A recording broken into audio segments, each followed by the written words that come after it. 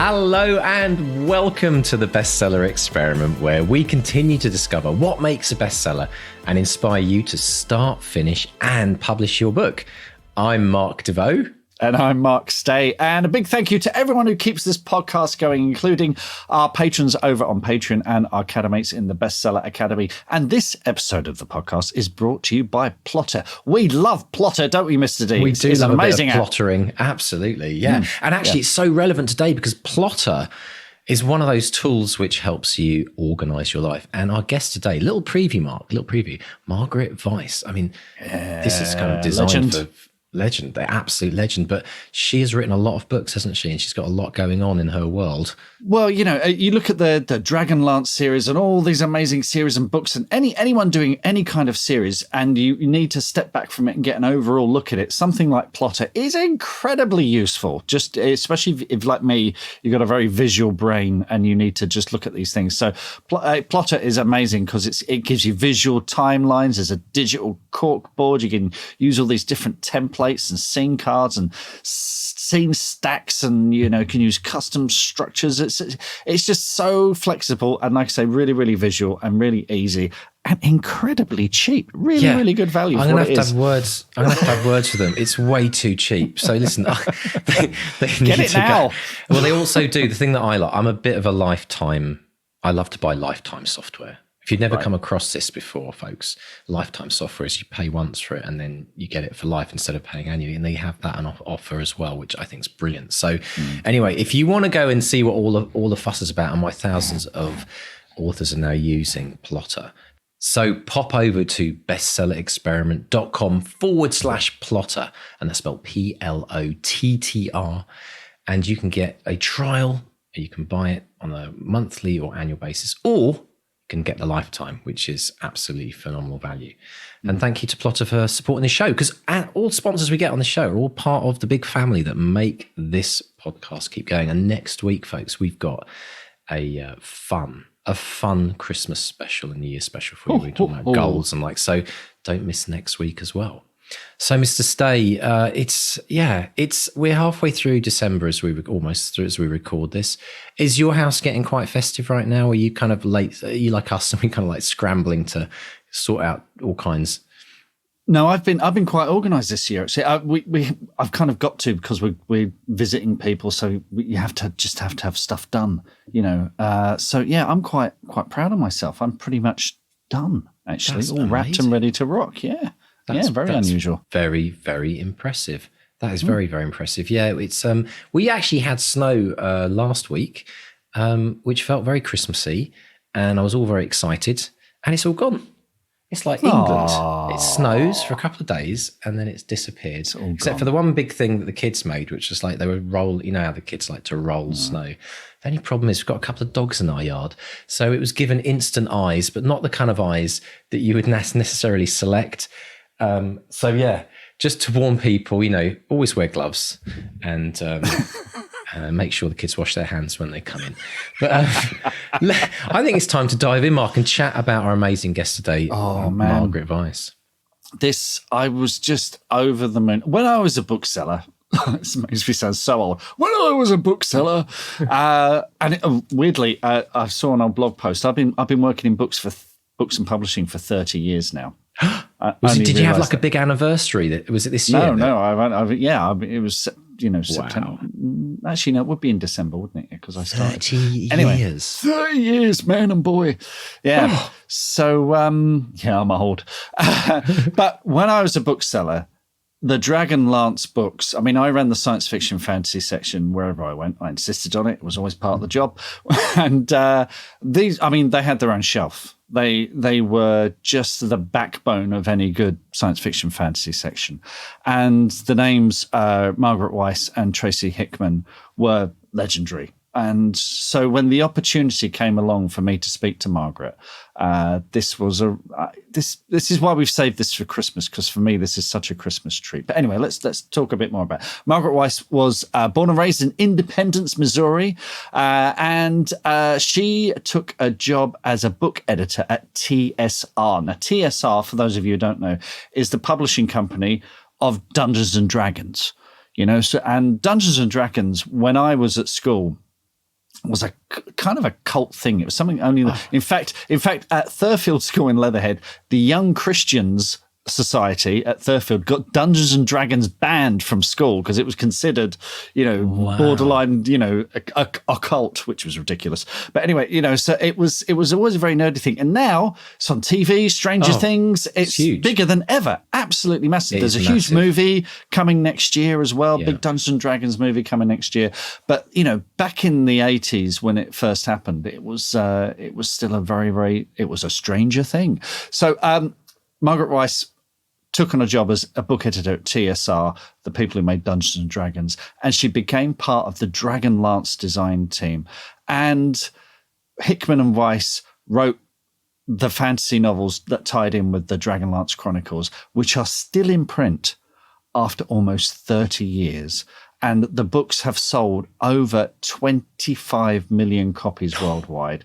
But there's more to come. They're writing a new trilogy, the Dragonlance Classic series. So keep an eye out for those folks. And she's just a legend. And she was absolutely delightful to speak to. So this is a dream conversation. So we discuss, among other things, the origins of the Dragonlance series, and we dispel a few myths there. We talk about the key to successful collaboration, and we talk about how she balances character and world building to create such vivid fantasy novels. And we get she answers our listener questions, and listener questions come from supporters of the podcast. So if you want to talk to legends like Margaret Weis, you want to get your questions answered, support the podcast, because that's how you get a direct line to these people.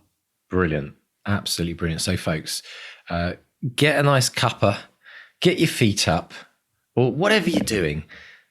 Enjoy this amazing interview with Mark chatting with the wonderful and legendary Margaret Weis. Margaret Weis, welcome to the Bestseller Experiment. What an honour to speak to you today. How are you? Oh, I'm fine. Thank you very much.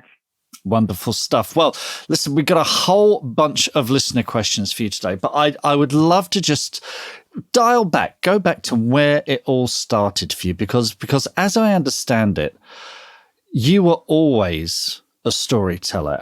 And as I understand it, it started in kindergarten where you covered for the teacher while they did their paperwork. Can you tell us about that? Yes. Like I say, I've always been a storyteller. And my kindergarten teacher, back in the day, this is when kids still took naps. We laid on our little rugs, and so the teacher would put me at the front of the class, and I would tell stories while she did her paperwork. And so I don't remember anything about the stories I told, except I do remember, and this is what my mother told me, the teacher told her that I had been watching Treasure Island on Walt Disney, on the Walt Disney's version of Treasure Island on TV. And I told the kids that from what I had seen on television, except I hadn't seen the ending. And so I made up my own ending, and the teacher told my mother she liked it better. Brilliant stuff. So when did you start formalizing that into writing stories yourself, your own stories? Was that at a young age? And was there someone in your life, was there a teacher or a mentor who said, you can do this, keep doing this? Well, I started writing. Well, writing was just something that came easily to me. Other kids could hit a ball and I could write. And I remember one teacher stood out because I was doing a term paper and I was reading Sherlock Holmes. I was really into Sherlock Holmes. This was in junior high school. And I did a term paper on Sherlock Holmes, or a book report on Sherlock Holmes. And, the other kids had turned in book reports that were about a paragraph long, and mine ran to 20 pages. And the teacher flunked me. Oh, no. She failed me on it because she said no student could write that well, and she assumed I had copied it. Oh, and my so gosh. My mother was absolutely incensed and went in and had it out with her. So that was one teacher I remember. The other was my English teacher in college, freshman English. And she took me aside one day after class and said that if I wasn't majoring in English, I should be. Right. And I always describe that moment like in the Blues Brothers, where John Belushi, the heavens open up and the light shines on him and he says, "The band." And that's what happened to me. I realized that that's what I should be doing. I was majoring in art at the time, and I was a very mediocre artist, but I realized I should be writing. So I switched my major that day. Fantastic. And just, took me 10 years after that to get anything published, but I was writing. So what happened in those 10 years? What was because this is something that we hear again and again, is that persistence is very much the key to any kind of success or happiness or contentment in a writing career. In that, people can fall at the first rejection. They can walk away thinking, well, that's it. No one wants my writing. What were those 10 years like for you? I was raising a family. I was writing at nights and on weekends. And I found my agent, a friend named Gary Paulsen, and that was kind of serendipitous. So I was just, I'd write something, I had and send it to Ray, and he'd send it out and get rejected. And the minute I sent something off to him, I started writing something else. And I have boxes of, novels that would never see the light of day. But I remember I got one rejection letter, and it was from Susan Allison. And I can't remember what publishing company she was with. She's like, if she's still in publishing and hasn't retired, she was like a vice president or something. Right. But she was an editor back then. And she sent me a handwritten rejection letter, which was amazing because usually you get form letters, and it said, I can't use this, but you've got talent, keep going. Right. And that really did it for me. I told her, I met her once years later, and I told her how much that meant to me. Oh, that's it was amazing. really neat. That is amazing because sometimes and Ray helped me too. Right. It's so great that you got to let her know that, because I think, authors very much just shooting stuff out into the void, and you get those form letters back and you don't know. But as soon as you get the slightest kind of sniff of encouragement, it really puts fuel in the tank, doesn't it? Yeah, it really does. Writing is a very lonely profession. If you're an artist, you paint something and then you invite your friends in to see it, or you get to hang it in a gallery and people talk about it. But writers don't get to do that. You're lucky if your agent reads it. You're lucky if you have an agent. And then you're lucky if your agent reads it, and then much less if an editor gets to it, because I remember reading back in the 80s, at one point, publishers were getting unsolicited manuscripts by the truckload. There were honestly trucks coming up and unloading unsolicited manuscripts. So, talk about a slush pile. The idea that somebody sees you in a slush pile is amazing. Mm. And now, everybody's publishing themselves. And, so it's actually even, I think, more difficult. Yeah, you don't even need a truck these days. There's a digital slush pile, which is never ending. Let's talk about the genre that has made you famous, really, the fantasy genre, because we're deluged with fantasy novels now. Fantasy is everywhere, and it's even on, TV and movies. I mean, even when I was growing up in the 80s, it was a very niche kind of nerdy thing. When you started out, what did the fantasy landscape look like? What was out there that made you think, I can do this? Oh, there wasn't a lot. I mean, there was Tolkien, of course. Yeah. I read Tolkien in the 60s when, Lord of the Rings, it started in California with college students. And as they were hitchhiking all over the country back in the 60s, they brought Lord of the Rings with them. And so that's where I read it in college. Mm-hmm. And there was that, and there was, I can't remember, a couple of others. And that was pretty much about it. So I was attracted to fantasy. Well, I did fantasy and nonfiction. I wrote, my first book ever published was a nonfiction book about the outlaws, Frank and Jesse James. So maybe because of the nonfiction, where I had to do a lot of research and stuff, I was attracted to fantasy because I can make everything up. Right. Yeah. Nowadays, when I do fantasy, I go back and research. So it's kind of come full circle. But I think that's why I liked it. There was scope for imagination in it, as Anne of Green Gables would say. Yes. And my favorite genre to read are mystery novels dating back to my Sherlock Holmes days. But I can't write mysteries because that takes a certain kind of mind to figure out the plot. And I would never believe my own plot. So. Okay, that's interesting. I've also seen that saw someone that your big influences were Dickens, Dumas, and Austen. Can you talk a little about how they've influenced your work? Oh, Charles Dickens, yeah. Probably my all-time favorite novel is Bleak House, and I've read it. I try to read it once a year. David Copperfield, not Tale of Two Cities. I can't stand that one. But Dickens, the way he writes characters, I mean, they come to life. And every time I read his novels, I study them to see how he describes characters. And, it's just, everybody knows Scrooge. You see him in your mind. Yeah. Jane Austen, probably the perfect writer. Her sense of humor, her sarcasm, can't,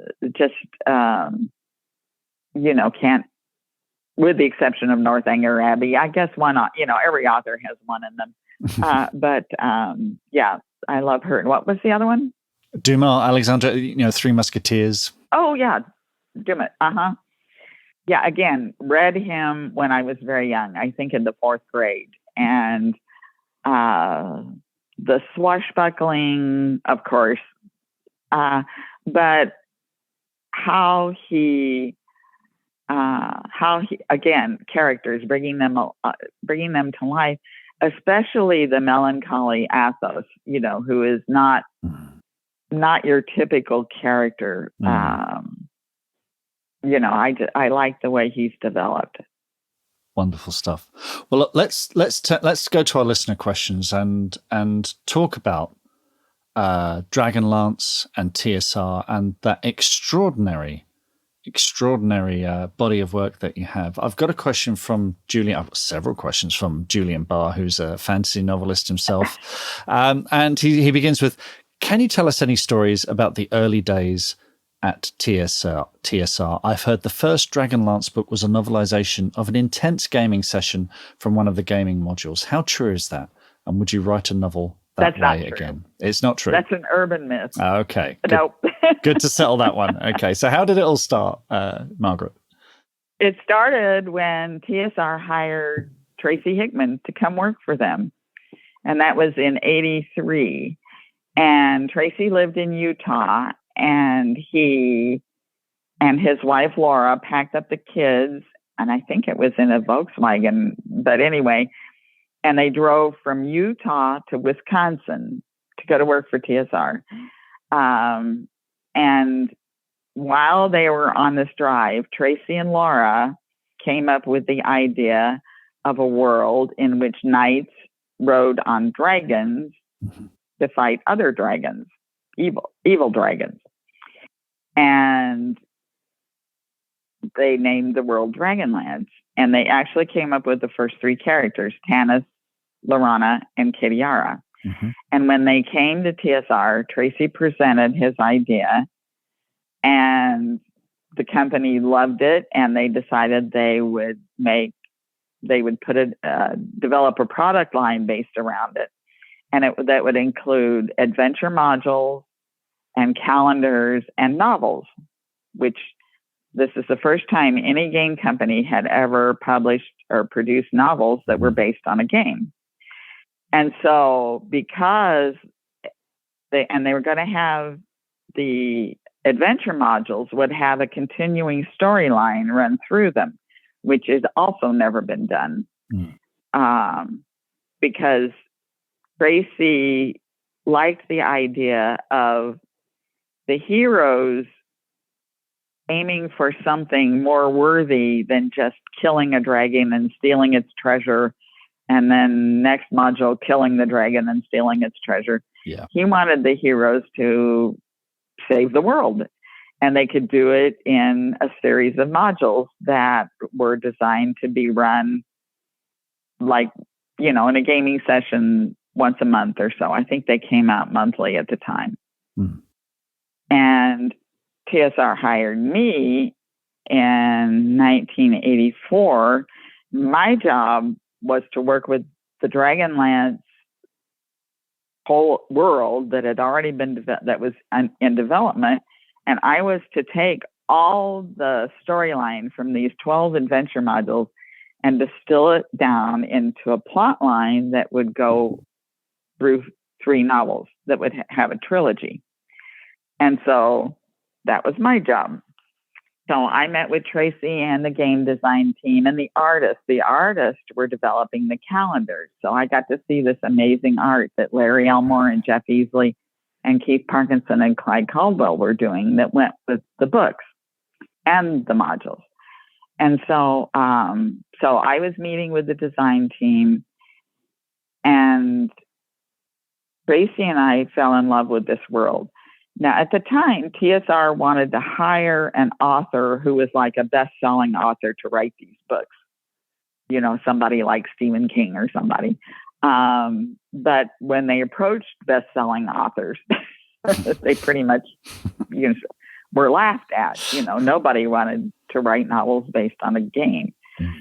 And all this time, I was working with the novels and working with Tracy, and we at last settled on a couple of mid-list authors who agreed to do it and sent them the material. And they wrote a couple of sample chapters and sent it back, and it just wasn't what we were looking for. Nothing had the magic that we felt in our hearts was in this world.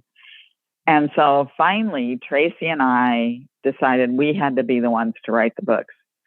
And we took one weekend, and I did the writing. Tracy was involved with the game world design and everything. So I wrote the first 5 chapters of the prologue in one weekend, and I've never done that since. But that's how into it I was with these books. And Tracy read it and added some stuff, and we took it to my editor, my boss, Jean Black. And we told her we should be the ones to write these books. And Jean told me years later that she only read it because she didn't want to hurt our feelings. But she took it into her office and she closed the door. We all had these, and Tracy and I sat in my cubicle. We all these cubicles. And she came back out about an hour later, and she came up and she said, "Wow." She said, "This is what we're looking for." And we said, "Yes, we know." So they fired the other author, but he got to keep the advance so he wouldn't sue us. Right. And Tracy and I, they hired us to write the books, but we had to keep our day jobs because I was working in the book department and I was editing other books besides Dragonlance. And Tracy was involved with the game. So we worked at night and on the weekends, and we had a 3-month deadline. Right. Because the other author had a 6-month deadline, but he used 3 months of it up. And we had to get the book out because it was due to go to our distributor, Random House. And so we wrote the first Dragons of Autumn Twilight in 3 months while we were working our day jobs. Wow. And of course, the thing with the first novel as well is it lays a lot of the ground rules, a lot of the world building, a lot of the limitations of magic systems and stuff like that for all the future novels. So was there, that must have been really tough making those sort of key decisions if you knew this was going to... I mean, did you know this was going to run and run?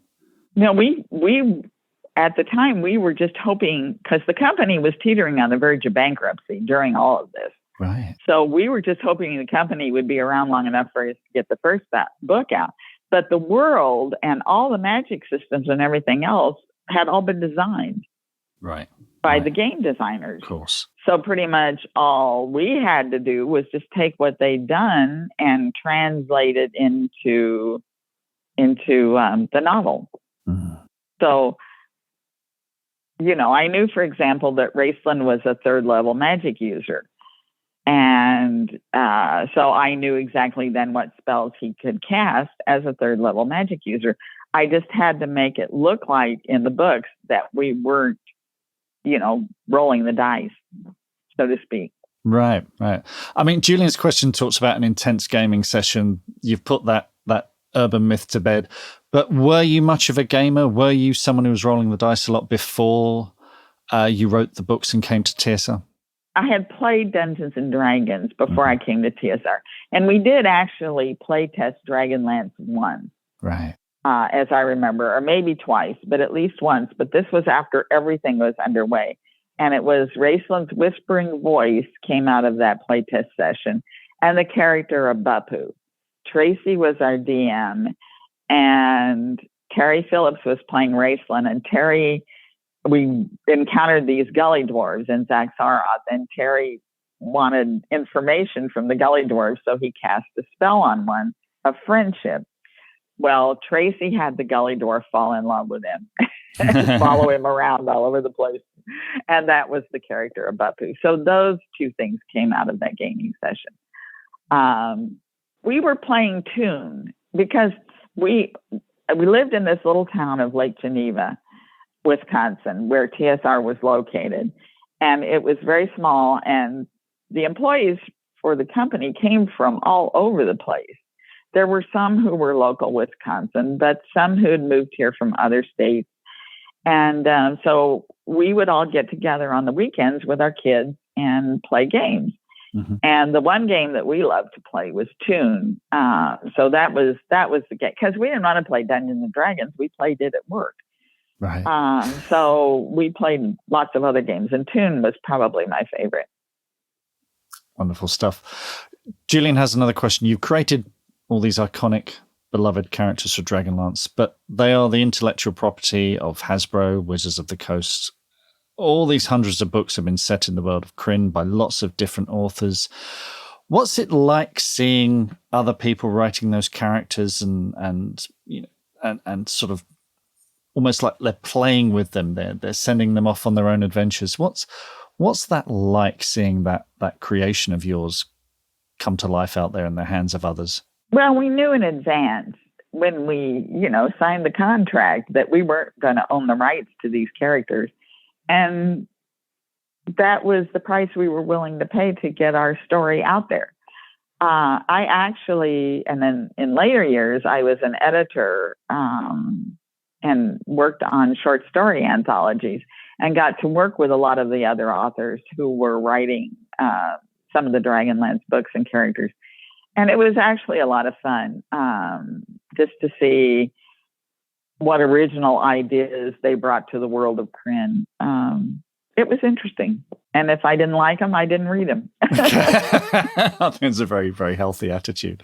Let's talk about co-writing. Jeff White has a question. He says, as someone who's famously co-authored many books, what do you think of the benefits and the difficulties of writing alongside another author? And what recommendations would you give to anyone going into a collaborative project? Well, the benefits are, two people seeing the world and coming up with different views and ideas on it. And also, because I was doing the writing and Tracy was doing game design and magic design and stuff like that, I could get myself into terrible situations, or my characters in terrible situations. And I could call Tracy and say, look, Tasselhoff is trapped down here and there's no way he can get out. I actually did that with Tracy once. I got Tasselhoff stuck somewhere And I could think of absolutely no way he could get out of this predicament without, I think the cataclysm was going to fall on him. The fiery mountain was going to fall on him. And, so I called Tracy, and he came up with a way to get him out of there. And, my favorite one though was at the end of the Twins, when Caraman has to go into the abyss to rescue Chrysania, I think. But I had made it so that there was absolutely no way he could get into the abyss to open this door. And I was totally stuck. I couldn't think. And I called Tracy, I think it was at night, and I said, look, Tracy, the way we've got this written and designed, there's no way Caraman can open this door. And Tracy said, yes, there is. And I said, well, what is it? And he goes, this is a little known fact, but Caraman always carried American Express. And he did come up with a serious way, but that's the fun of working with a co-author.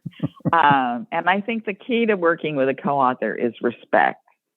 You have to respect your author and their ideas and listen to them. And even if it's something you first reject out of hand, respect them enough to seriously consider it. And so that's why I enjoy working with a co-author, is getting their ideas, introducing me to things in the books that I never would have thought of.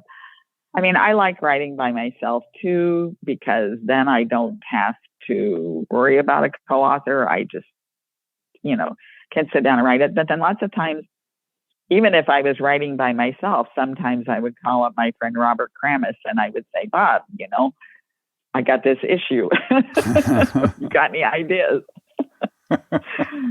I saw that you've written a couple of novels with your daughter, Liz. Now, I'm a parent. My children, funnily enough, my son, because of Dungeons and Dragons, has started writing little screenplays, which is interesting. But my daughter is a big writer. She's writing novels. The idea of writing with either of them, co-writing anything, I mean, just, being a parent and say, trying to teach your child to drive is enough to bring any parent out in hives, and it's so, and you talked about respecting each other. What was that experience like writing with your daughter? Well, it was really fun because we were writing romance novels. We wrote 2. I'll never do that again. But anyway, we had a really good time because we had to think up these plots, So we would go to our favorite Japanese restaurant and order a bottle of sake, and we'd sit there and drink sake and write down the plots for these books. And then I would write the books and she would write the sex scenes because she told me I couldn't do that. So I'd write all the other parts and then send them to her, like so-and-so and so, and then parentheses, sex scene, and I'd send it to Liz and she'd write the sex scene and send it back to me. She told me ages later that was really embarrassing for her to write these steamy sex scenes, knowing her mother was going to read them. But I didn't. She covered it well. I never realized. I thought she was just being very cool about it, But anyway, so yeah, it was a lot of fun, and we still go to that restaurant. And every time we order the sake, we think about sitting there and coming up with those silly plots. That is amazing. That's terrific. I again, you talk about trust, a level of trust there. That's terrific. Wonderful. Fueled by sake. I love it. Rachel Howes has a question. Do you have top 3 tips to give to any aspiring fantasy authors out there?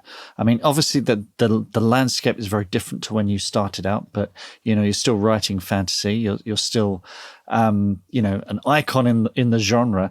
Any 3 tips for fantasy authors out there? I'll give you a tip.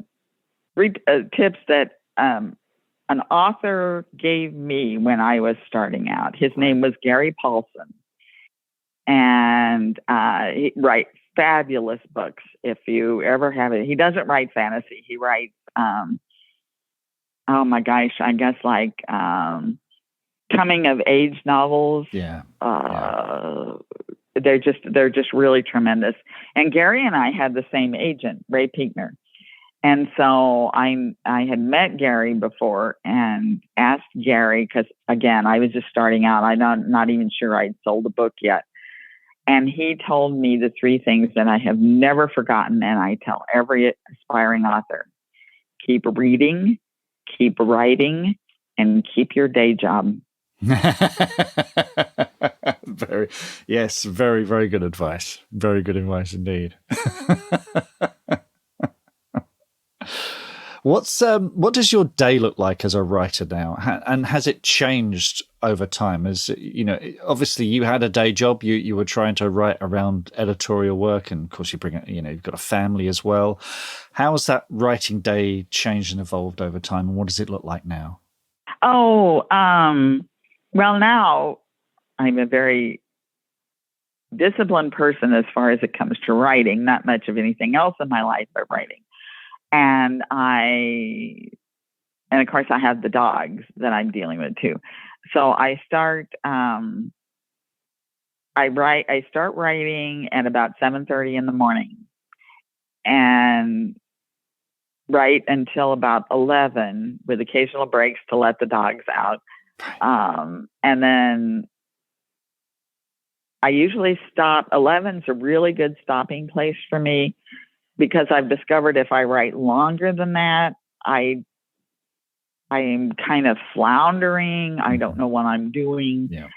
And so I quit about 11, and then in the afternoon I walk the dogs, and that's a really good time for me to think about what I want to do tomorrow. So in the afternoon, I'm planning in my mind where I'm going to start writing tomorrow. That way I'm not just sitting down and staring at the computer and going, oh, what the heck am I going to do today? So, and that's about it. Excellent. I write every day if I can. Right. Weekends, if I'm on vacation, because it's too easy not to get out of the habit. So I like it to be even an obsessive compulsive habit that I write every day. Do you target yourself for a certain word count, or is it just that time slot that works for you? No, it's I don't do the whole word count business. Someday, if I'm having trouble, I might be grateful that I end up with 2 pages. And some days, if it's going well, I might come up with 20. So it just depends on what I manage to get into that time. Excellent stuff. You mentioned the dogs there, who I believe are Tika and Clancy the Hooligan. Rachel did ask where the name Clancy the Hooligan came from, if you would care to explain that. Well, my first Sheltie was Joey the Thug. And he really was. He really was the thug. He was such a character that a miniatures company even made a miniature of him. So when I got my second Sheltie, Clancy had serious issues. They were both rescues, but Clancy had issues. And so with Joey the Thug, naturally, there had to be Clancy the Hooligan. Right. Fantastic. Just occurred to me, we haven't talked about the new books. You've got a new trilogy under the Dragonlance Classic masthead. Yes. And Julian has a question about, how has the approach to story changed since those early days? How has it been coming back to this series, and how has it changed? Or was it like putting on, a comfortable pair of shoes? Well, going back to Dragonlance is always very comfortable for me. But it has changed in that back when we were writing Chronicles, we felt like we had to follow the plot line that had been set in the adventure modules. Mm-hmm.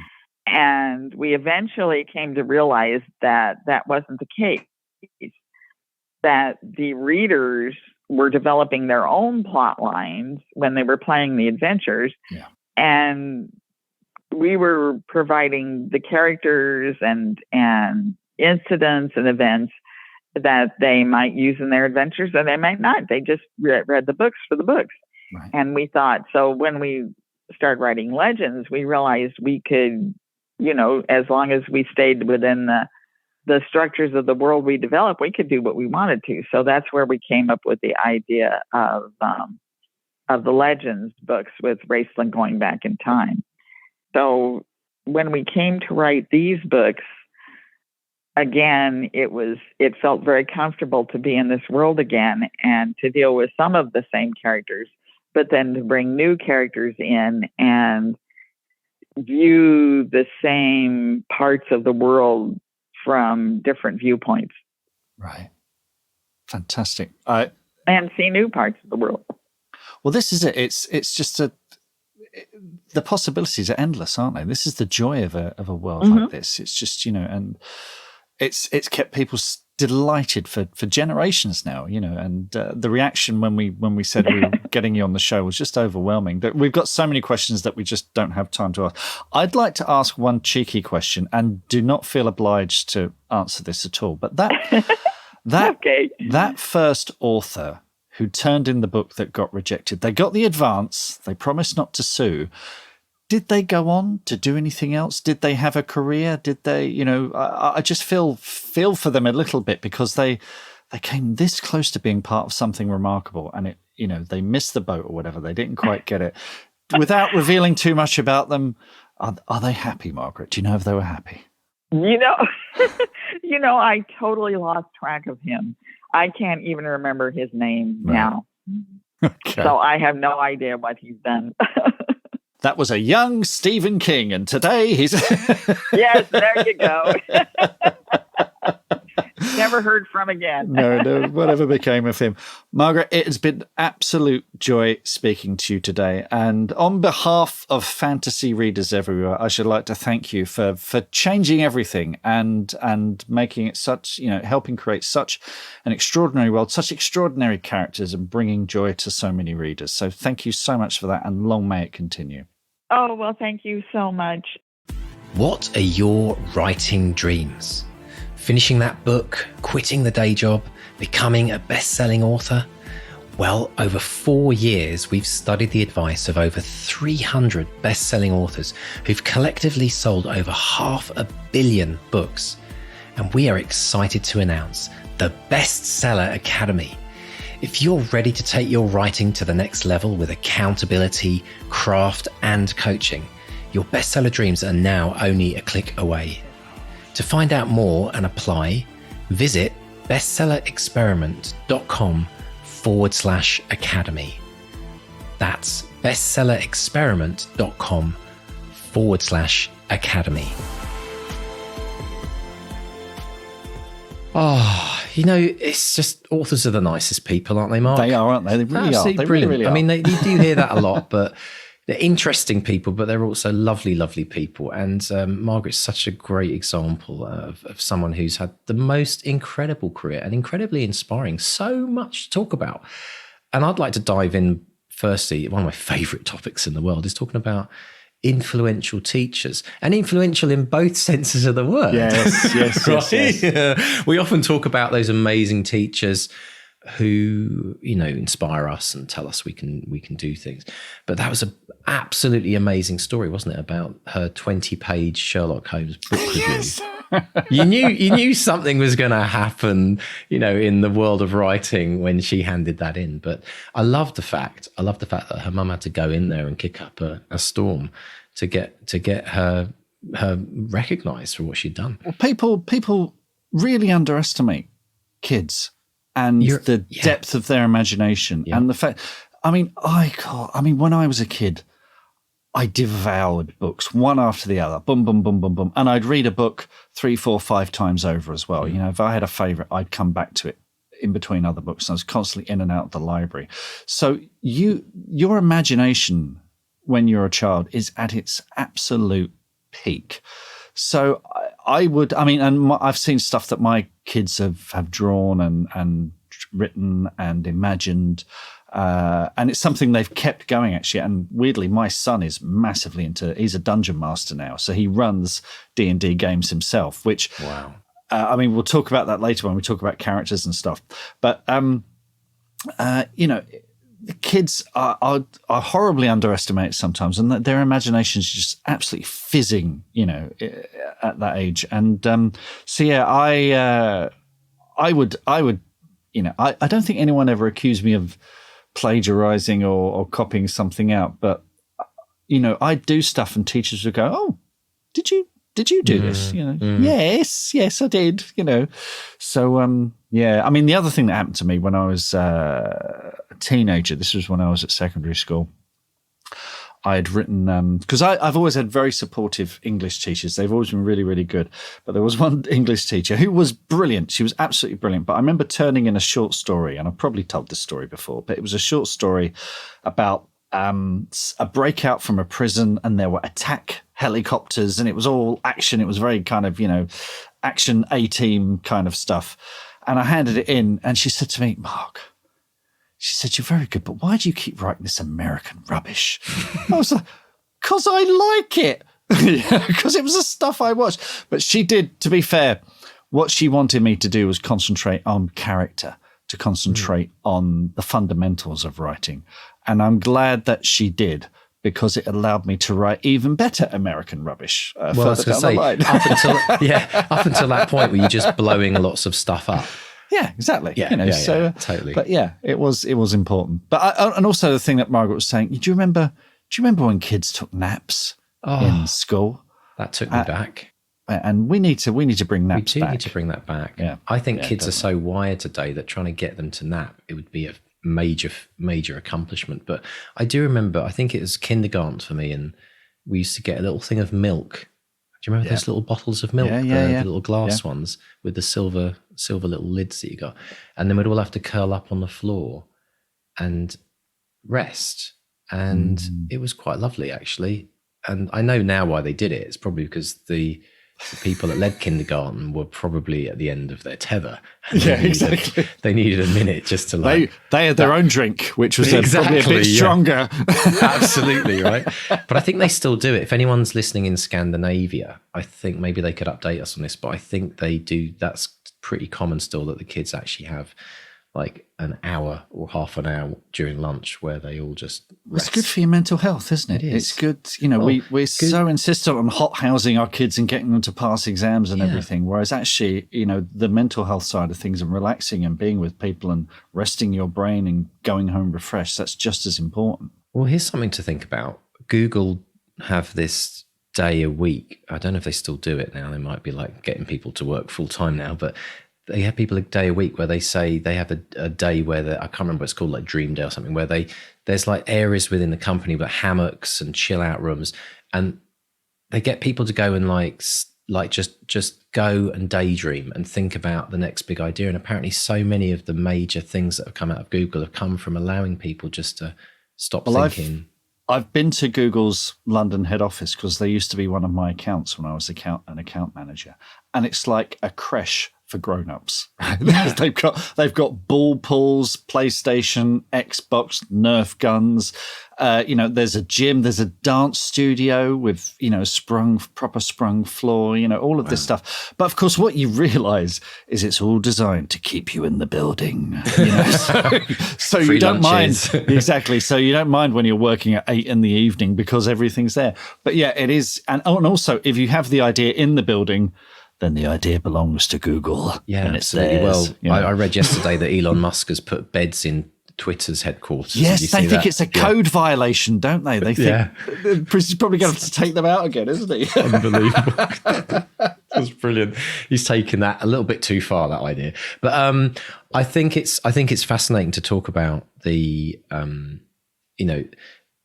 fact that we also, going back to kids and writing, I know every parent who has a child who reads a lot and loves to write are often blown away by how well they write and how descriptive their words are. We've all probably been there with kids if they've shown that. I remember my daughter, I used to read her stuff thinking, are you... And I had to say to her, did you actually write this? This is like... And it just happens, like, it seems to just happen magically at some point. They suddenly just, something clicks and they start writing almost like it's an adult written prose as well. And I think that's probably why Margaret's teacher was because she's used to seeing the opposite end of that as well, which is like, the half scribbled, like dog ate my dinner type, type script. So I think it's fascinating, but I want to just thank every teacher out there that encourages children to write and tells them that they should focus on their writing and that they could one day be a published author, because I think those little words of encouragement can make all the difference, because I think far too often it's the opposite, isn't it? Far too often it's. And I actually found, Mark, I was digging through some of my stuff the other day, and I found my early high school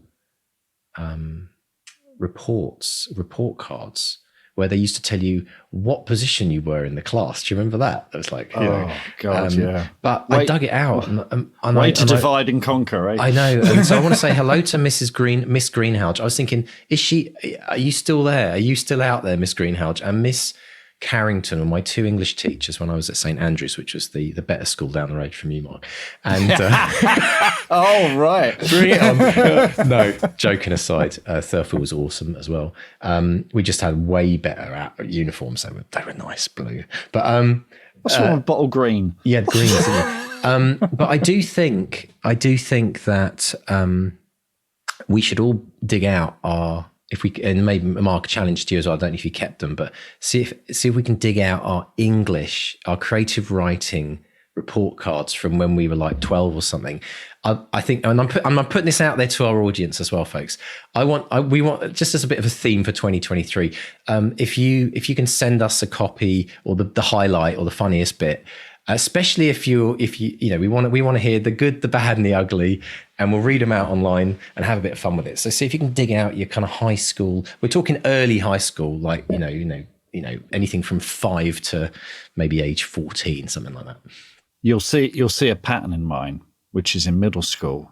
Mark is very good, very imaginative, works very hard, and then the second I got to secondary school, it was lacks motivation, staring out the window. Something definitely happened to me. Yeah, it's interesting. I noticed that in mine as well. I started out with a bang, and then it was like, disappointing exam result this year, considering how well he did in year 2 or whatever. But brilliant. Now let's also talk about co-writing, Mark. Something we've had a little bit of experience in, but this is a really fascinating co-write, isn't it? This isn't just two people getting together and writing a book. This is an entire world, an entire series. It's quite amazing. I love the way they work, the way that she talked about, she would get her characters into terrible situations and then ask Tracy to get them out, and he would get back to her and either joke about it or he'd think of something that she couldn't possibly come up with. And and she said the key is respect. You have to respect them and their ideas, and to have that level of respect for another writer to sort of pass the baton like that, that's quite a thing. That's quite an exposing thing, because you've worked really, really hard on something and you're handing it over and going, I really hope they don't screw this up. But obviously, they knew each other very well. They knew what they were both capable of. They were both, well established as writers anyway. But that's a whole other level of trust with your collaborators. So I found that absolutely fascinating. I think it was also the fact that other people went on to write more books in the series is a really interesting case study in some ways, because if you're that author that came up with the idea, you then have to go through a process of letting go. You have to, because I'm sure Margaret couldn't say, oh no, don't like this chapter, don't like it. She had to kind of trust the publishers would like do that for her. But by letting go a little bit of what was her baby in many ways, maybe it helped them write more freely as well, because they weren't so emotionally like all or nothing attached to it. And I think a lot of writers, we get so emotionally connected with our book, our story, like it's our child, and no one can ever criticize it or do anything to harm it. And I wonder if it's quite a healthy thing in some ways to have to go through that process of letting go a bit, and it might actually be more freeing for future books. I guess it must have made a difference in that she's putting these characters in someone else's sandbox. She's creating novels from someone else's world building. So the world was already developed. There were these 12 adventure modules. They wanted a trilogy of novels. So she was like, okay, it's like taking action figures and having them play in a play set. So I guess because she didn't outright own the property, as it were, she could have a lot more fun with it. But of course, she brought an integrity to it where she was saying, look, it needs to be more than just killing a dragon and stealing its treasure. It needs to have characters that we can believe in. So yeah, I thought, I guess, she and Tracy have done a lot of the heavy lifting in getting these characters up and running in a world that already was created by someone else. So there's already a heavy sense of collaboration there where, you're working with other creators. She was saying that she got to see artwork. So people are doing concept art. I mean, how many people get to do that? Get concept art for their book before... I mean, I have to raise my hand and say I did with Robot Overlords, which was such a treat. Because when we had the film, I had the concept art, I was able to draw on that. I was also able to draw on the visual effects shots that they would send me. So I knew what color the laser bolts were and stuff like that. So that is a real treat, and it kind of helps lift the weight just a little bit, And then to write the whole thing in just 3 months, the two of them, while also working day jobs, that's no mean feat. But here we go. Co-writing with your daughter. Now that could bring up all kinds of problems. I mean, mother-daughter relationships at best can sometimes be a little bit kind of fun. Fraught, yeah. Right? But my goodness me, her daughter writing the sex scenes, that's...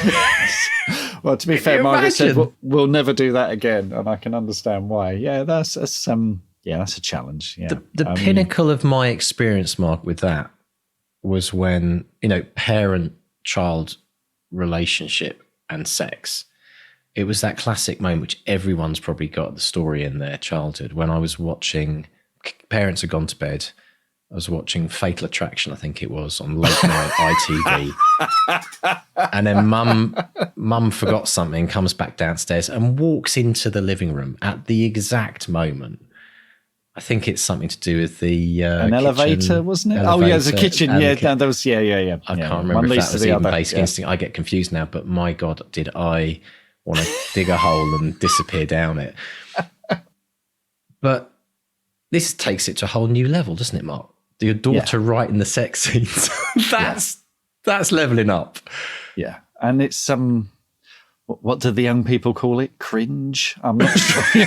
Yes. Just trying to think if I would do that with my mum. It's like, no, I wouldn't. No, and we were always very open about this stuff. Totally. Mum, I remember mum giving me the Claire Rayner, sex education book. There, read that. Oh, thanks, mum. So it's, that's, so good luck to them. I'm glad they did it. I'm sure they won't be doing it again. I mean, family collaborations are always interesting because there is that extra level. And we've had couples on here before who write together, married couples who work together. And that's that does seem to work. Weirdly, have I mentioned this on the show out loud before? Because I'm working on something with Claire. So Claire has, as you know, as part of the 200-word challenge, she wrote a cozy crime mystery a while ago. And she would do a draft. She would send me notes. She would do a draft. I would send her notes, rather. Then she'd and we went through this 3 times. She did 3 drafts. And it just needed a sort of final push to get it over there. And she's been so busy this year with work and everything else. And I gave her some notes. And we keep referring to the book as The Kitchen because we need a new kitchen. So I like it. The idea is that great. if we finish it, if we get a nice big advance or if it sells well, we might be able to get a new kitchen. I keep saying, how's the kitchen going? And she's like, I haven't had time. I'm tired. I'm exhausted. And I said to her, would you like me to have a go at it? And she grabbed my arm and she said, I've been waiting for you to say that. So love it. I've worked on the final sort of pass on it. Wow. And we're just going to do a quick polish between sort of now and the end of the year. Yeah. And then it will go out. So whether or not we'll get a publisher deal or we'll self-publish, I don't know. But one way or another, it's coming out there. And it's going to be, Claire's done most of the work. Yeah. But I've done the sort of the fine tuning and polishing at the end. So it will have both of us on the cover. But yeah, so everyone has a different way of working. I mean, the way that we worked it was the book that never slept. Do you remember? Because that's right, 24/7. I'd be working on it. Yeah, exactly. And then I'd share the document with you, scriven a document with you, then you'd work on it and bounce on it back to me. Although there were some times when there would be a clash and I'd be going, are you out of bloody Scrivener yet? Yeah, I know, right? I'm on the train, I want to write. But that worked. One of my favourite things, Mark, was waking up in the morning and opening my email to see if there was a new link for me to go and read the latest chapter. It was brilliant. It was like Christmas every morning. But no, there's a million and one different ways to do it. But it's interesting as well because we've had a lot of guests on the show who've talked about writing with family members, brainstorming with family members around the kitchen table, right? We've had that recently as well. And so I think it's, and now including family members, I think we mentioned a couple of weeks ago, Michaela's like including family members in helping with the promotion of a book. So it's a family affair. I think it's brilliant. It's actually a very stealthy way for anyone who's not got the support of their family. It's a very stealthy way of getting family on board when they have a little bit of ownership in what you're doing, and they can claim to when you do become that million-selling bestseller, they can have a little bit of a claim to like, oh, I was a part of that project. So it's actually strategically, it's a very clever thing to do as well. It might bring people across the border and get behind you instead of telling you to get a proper job or whatever the usual things are that we hear, right? But there is so much more to talk about, isn't there, Mark? Such a brilliant interview. So folks, if you'd like to listen to the extended episode of this podcast, if you're a supporter you're a patron or a supporter of the podcast or a member of the Bestseller Academy, check out the extended. We're going to be talking about getting positive rejections. We're going to talk about drawing from classic literature and characters. And also the 3 tips that Margaret talked about: keep writing, keep reading, and keep the day job. We're going to delve into that. Yeah. And we're going to end the extend by talking about what it means to be a disciplined writer. But it's not what you think, folks. So if you're interested in finding out more about the extended, pop along to bestsellerexperiment.com/support. Give us a little Christmas present, folks, and we will let you in on a world of additional bonus content. There's hundreds of hours of deep dives and extended podcasts. And we'll see you on the other side. So, Mr. Stay, rather than social media, I think we should tell a little story about what happened on Monday when you did what we call it, a 1-para punch-up. Just stuck this idea out into the universe for some people in the academy. And we won't talk about the actual details of it, but just explain like how something like this can trigger something potentially phenomenal with an idea that comes out of nothing. Because we were talking 2 weeks ago on the coaching about the value of short stories and the value of how you can try ideas out. But so describe to everyone what happened. You asked for like examples of a festive 1-para punch up.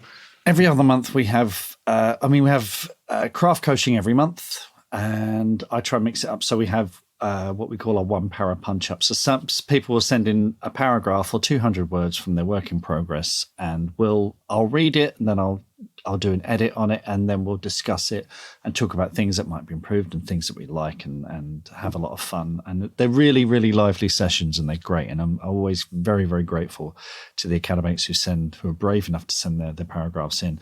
And then we had a Christmas special. So I said, send me festive stuff. And it was great because it was right across the board as well. So we had pagan stuff. We had, more traditional Christmassy stuff. And then we had a new, and I'm not going to say what this is because I think that someone came up with a really, really fresh take on an intellectual property that is in the public domain, is already out there, that everyone knows, but they came up with a fresh take on it. And I just thought, and I said to them, this is really strong. You should expand on this and get it out there because, we were talking earlier in the extended version about what publishers are looking for and what agents are looking for. And it's like, they'll all be looking for this because this is something that has a recognition value that's way up there, and you've got a fresh take on it. So it's worth bearing in mind if you're one of these authors. Look at stuff that's in the public domain, And by public domain, I mean all over the world, because there are different laws. Something that's in the public domain in the States might not be in the public domain over here. So, and they're all on Wikipedia. If you want to check if something is, there are lists on Wikipedia on what is and isn't in the public domain. And take, an old idea and see if you can come up with a fresh spin on it. And that will get you the attention. If you're someone trying to break in, that could be a really, really good way to get the attention of agents and publishers or filmmakers and producers and stuff like that. So, yeah. And it's worked for me in a way that I can't talk about yet. So I know. We've been waiting for a while, haven't we? We've been waiting for a while. Watch this space, folks. There's more good news coming down the line. My goodness me. Yeah, in fact, there's a whole episode to be done on that at some point, I'm sure. Oh, yeah, there will be. There certainly will be. And just to say, there is no social, we're in the middle of the bleak midwinter. But I do want to share one win with all the listeners, because one of our academics, Michaela Limkin, she's published a book. This is nonfiction. It's called How to Love and Be Loved, Tiny Steps to Connecting with Love and Life. And she's illustrated it as well. Those are her illustrations. And it's a lovely book and great, because we're at Christmas now, but we're coming up to what they call in publishing called the New Year, New You season. So, as soon as Christmas is done, we've all pigged out and we're all thinking, okay, New Year, things are going to change. I'm going to be different this year, and I might join an academy and write a novel and things like that. So this is very much in that category. But what I love about this is it says this book is proud to be dyslexic friendly, because at least 10% of people have dyslexic thinking. Following guidance from the British Dyslexia Association, this book is printed on off-white matte paper using a sans serif font. It's left aligned, not justified alignment, which improves readability. And the off-white paper helps people with visual processing issues, which isn't just dyslexic people, all sorts of people have that. And Michaela says, yes, I'm dyslexic and proud of it. And you should be proud of this book. So Absolutely. Do check that out, folks. It's amazing stuff. Fantastic. And congratulations to Michaela, who's been such an inspiration in the Academy ever since she joined us. It's wonderful having you there. Brilliant stuff. And next week, little preview, folks, we've got our Christmas special coming up next week, coming out normal time, where Mark and I are going to take a break over New Year's. So what we're going to do is we're going to combine our Christmas special with a bit of New Year's, thinking about goal setting. What do you want to do next year? Is next year going to be your year to break through as a writer, or to finally do that, finish that book, whatever it might be? If you do join us next week, we're going to have lots of festive fun, but also hopefully leave you inspired for the end of this year so that you start next year out the gates. And we're going absolutely nowhere. So make sure you join us a week from today, or whenever you listen to this podcast, and pull a Christmas cracker with us and have a little bit of a joke as well. I think there might be a few giggles as well. So brilliant stuff. So Mr. Stay, have a great rest of your week. Look forward to catching up with you next week. And to all the people out there who want to keep on writing and live the dream, remember it can happen with the most wildest of fantasies, the most classic of literatures. And you know what? Keep reading, keep writing, and keep the J job for now, but you just never know. You just never know. So it's a goodbye from Mark 1. And a goodbye from Mark 2. Goodbye. Goodbye.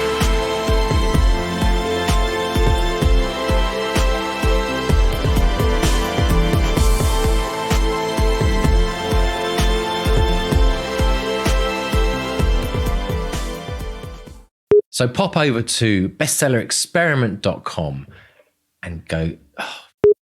And that is spelled Plotr. No. Okay. It's going to be one of these. It's going to be one of these, isn't it? Okay. Hang on, let the time go.